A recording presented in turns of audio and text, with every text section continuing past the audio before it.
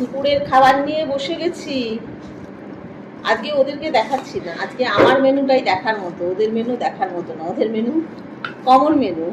ফেলে দেওয়া জিনিস দিয়ে যে এত সুস্বাদু একটা খাবার তৈরি হয় সেটা হচ্ছে কাঁচকলার খোসা বাটা। যারা যারা খাও তারা জানবে যে কত ভালো হয় খেতে। আর এইখানে আমার আছে মাছের ঝোল, দেখা যাচ্ছে এই যে মাছের ঝোল। এই কাঁচকলার খোসা বাটাটা, এই রেসিপিটা বহুবার তোমাদেরকে দেখিয়েছি। দুর্ধর্ষ খেতে হবে, মানে এটা দিয়ে পুরো ভাতটা খাওয়া হয়ে যাবে, এত ভালো খেতে হয়।